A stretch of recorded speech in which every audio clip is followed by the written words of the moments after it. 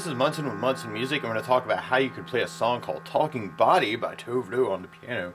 And you'll hear this cool little melody line in the right hand kind of following a G note, and then some more G, and then an F sharp, and then a B, and then an E, and then a B, or a G, and then an F sharp.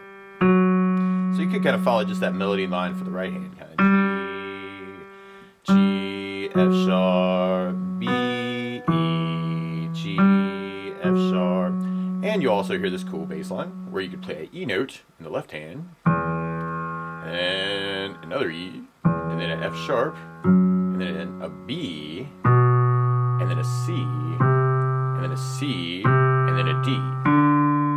And we could even kind of put those two things together if you wanted kind of a little two-part.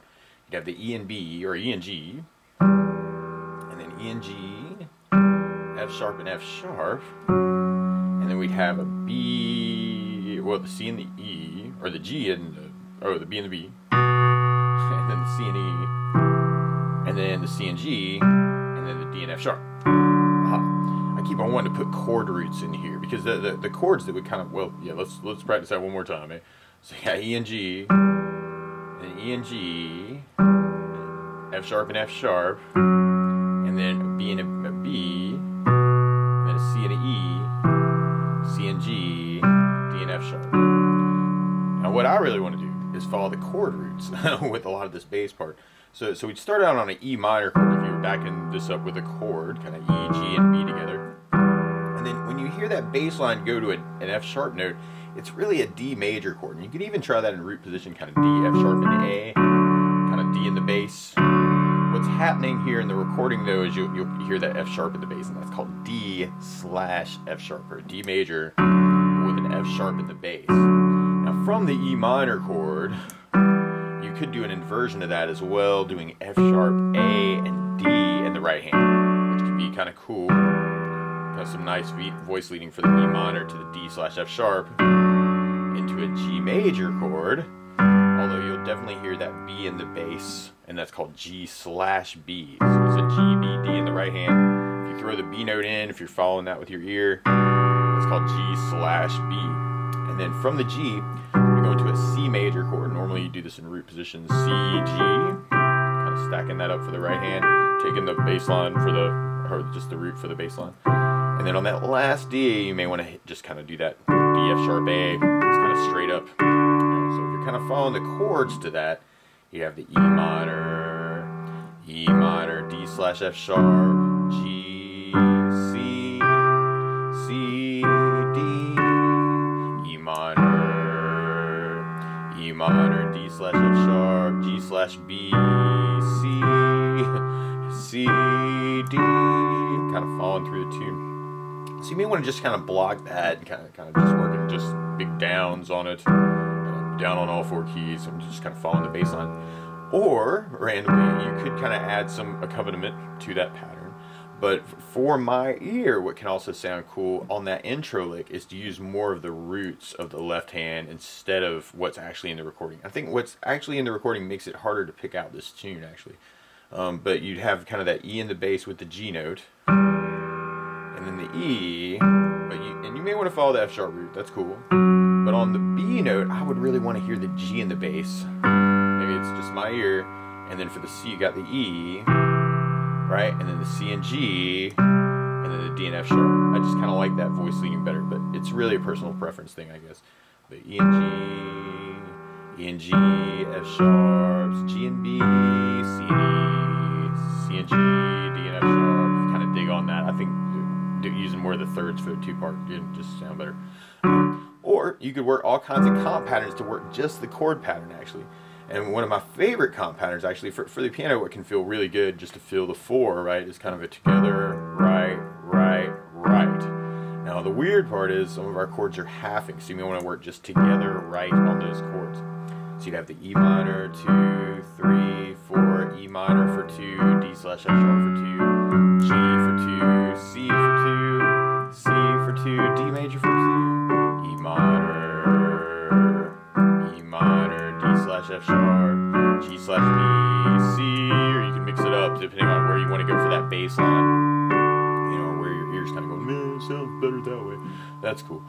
So anyway, or you could work other comp patterns, and one of my favorite comp patterns for a piano, especially a 4/4 like this, is together, right, left, right, right, which could be very cool if you want more energy to kind of throw in that syncopated bass line, kind of getting the bass on the and to 2, 1, 2, and 3, 4 kind of thing. All right, so anyway, on the E minor and the D change, like where things are halving, you could even do it together, right, left on those chords, and then you end up with kind of more of a bass pattern. So you have an E minor, E minor, E/F sharp, G, C, C, D, E minor, E/F sharp, G, C, C, D, E minor, D, G, or you can mix it up with other inversions of these chords, could be cool too. So you want to kind of experiment with that, you know. Or I guess you could even kind of funk this up a little bit. Kind of doing a bass, right, left, right, left, right, left, right would be kind of a really funky pattern for this. Or if you get really, you know, excited, bass, chord, bass, chord, bass, chord, bass, chord, left, right, left, right, left, right, left, right. And I think this really is more about feel, just when you got some of the longer things on that first E minor.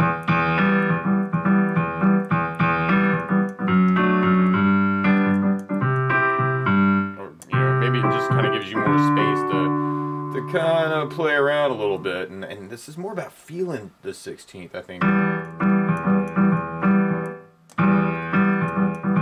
So when you're halving things, this gets weird. What? Let's see. Yeah, so that last little bit, right? I'm kind of trying to grab the D/F sharp, E minor.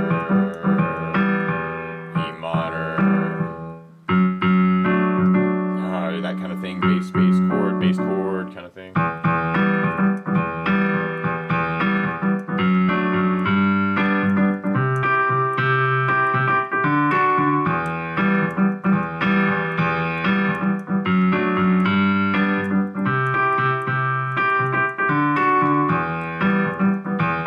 That kind of thing. So bass, chord, bass, chord, bass, chord, bass, chord, bass, chord, bass, chord, bass, chord, bass, chord, bass, chord, bass, chord, bass, chord, bass, chord, bass, that kind of thing. So I'm trying to feel the 16th.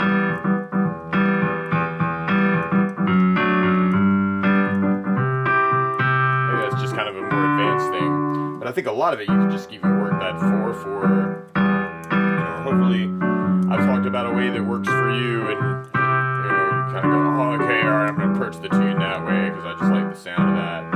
Or other things you could do is arpeggiate these chords, which could be cool. One easy way of breaking up the chords is just thinking left to right.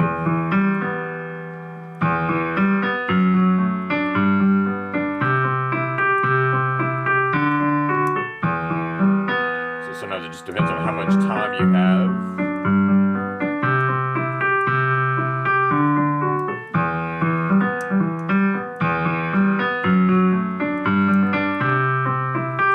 Play around with timing, you know, arpeggiating the chords could be cool.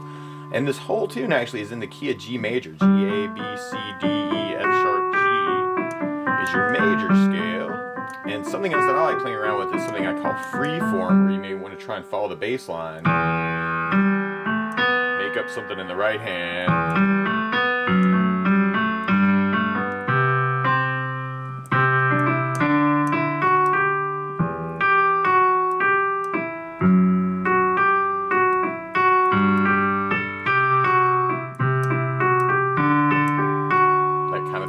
Kind of a cool way to work into a solo arrangement for the tune, which would be actually picking out the melody out of that scale,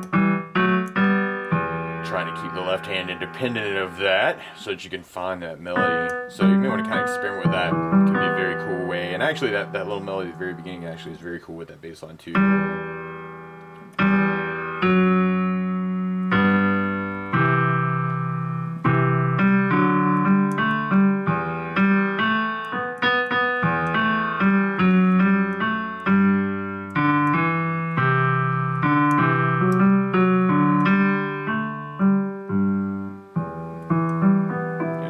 kind of experiment with that.